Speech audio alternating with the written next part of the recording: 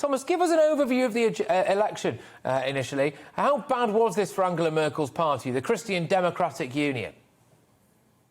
It was very bad for the Christian Democratic Union, for the Conservative bloc here in Germany. It was their worst post-war result. Their previous worst result had been in 1949. So this just gives you an idea of how bad it was, not only for Angela Merkel and the party, but also for Armin Laschet, the Conservative Chancellor candidate. It's a general trend here in Germany. So it's not only a problem that they have had. Other big tent parties like the Social Democrats, despite the fact that they officially won the election, they are seen as the weakest winner in post-war Germany. So basically what all this says is that big tent parties that in the past had managed to get a lot of support here in Germany, over 40%, for example, are no longer getting that support. We're seeing a very fragmented Germany, a very fragmented political landscape, and a very polarized country indeed. Absolutely, indeed. Why did the party take such a kicking? I mean, is it just the fact that people were sick of them after such a long period of time in power, or did they just not like their policies? What were their policies? One element that certainly played a large role is the fact that Angela Merkel was no longer a candidate, so they didn't have that incumbent bonus to benefit from. Angela Merkel still remains Germany's most popular politician, and the fact that Armin Laschet, the candidate, was basically all the time on the shadow of Angela Merkel didn't help him.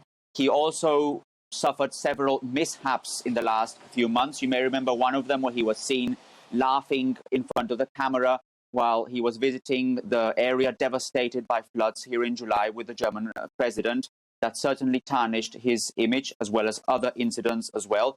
So these two elements certainly affected the popularity not only of Mr. Laschet, but also of the Conservative bloc as a whole, and also turned voters away. It's a mixture of things. It's also the fact that Angela Merkel is no longer on the ballot. That certainly played a role as well, because she remains a very popular politician here in Germany.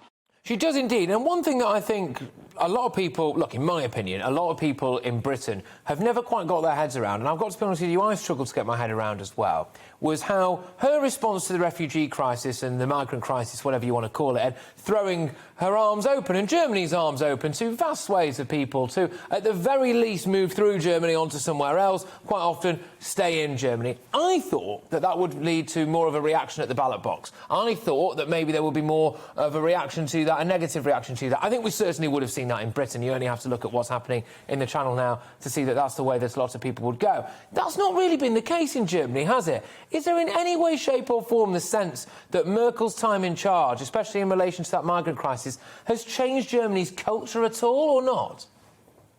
Well, Angela Merkel and her Conservative bloc certainly did suffer in the polls, not this time, but in 2017, and that was certainly in part because of the refugee policies here in Germany. You may remember that in 2017, the AfD, the Alternative for Germany, actually got 12.6% of the vote and then ended up being the largest opposition party in parliament. And they actually got that support mostly because they were opposing Angela Merkel's policy on migration. But this time round, without Angela Merkel in a ballot box and without migration as a hot topic, it was not necessarily the case. The topics this time round were very different. Now, if you look at Angela Merkel's legacy, she's certainly seen here in Germany as an anchor of stability, as a chancellor who really managed to navigate different types of crises. It was not only the refugee crisis, it was the Eurozone crisis, it was the financial crisis, obviously the migration crisis, as we're talking about, it was also the pandemic. And she was seen throughout all of those, although with a caveat during the migration crisis, as a chancellor who was navigating Germany in a very sort of stable way. However, here in Germany, there are those who criticize Angela Merkel precisely because she was too focused on those crises and didn't have a vision for Germany. She didn't present a vision for where she wanted Germany to go during her tenure in the chancellery. So there are different views on how Angela Merkel will be perceived. Internationally, it's a little bit different. Internationally, Angela Merkel still remains as a leader that played a very important role, for example, in negotiating international treaties like climate treaties. She was at some point even described as the leader of the free world, to sort of as a contrast to politicians of the style of Donald Trump. So there are different ways in which you can interpret Angela Merkel's legacy. Here in Germany, certainly it's a little bit more critical than abroad if you consider that some of Angela Merkel's goals were not fulfilled. There's a lack of investment here in the country. There's also obviously problems when migration, with integration is still an issue here in the country. Climate goals, Germany didn't fulfill some of its climate goals. So there are lots of shadows, if you will, when you look at Angela Merkel's legacy, despite the fact that Germans still recognize that Angela Merkel was an anchor of stability during 16 years. Is Germany a weaker country today than it was yesterday, I suppose, really, 2 days ago? Because Angela Merkel, as you've said there, such a big figure on that world stage, an icon. I think she's seen something like 4 different UK prime ministers. I had the figures a moment ago, but I've lost them. 7 different Italian leaders. We've had something like 4 different American commanders-in-chief. She was the constant, right? She was the one person who was there throughout all of that. And now Germany's in a bit of flux. You have to spend a bit of time sorting out a coalition. Have you opened the door for someone like Emmanuel Macron to be the big man of Europe now?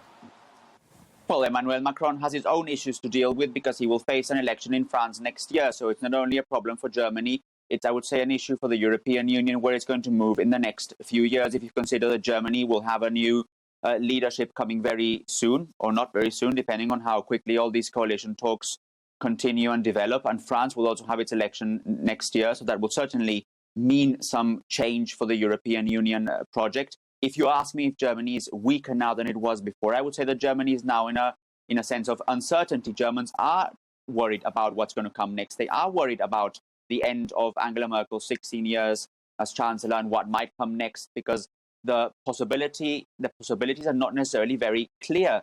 The candidates that could replace her are not necessarily very strong, and that was something that was very evident in yesterday's result.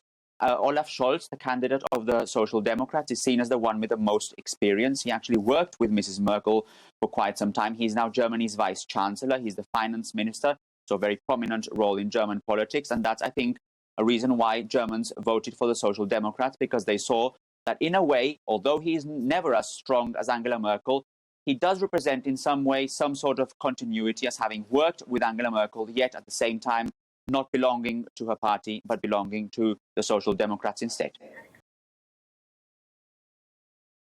Welcome to the GB News YouTube channel. You can watch us live 24 hours a day, catch up on your favourite shows, and join in the conversation in the comments below. Don't forget to subscribe and you'll never miss any of our exclusive content.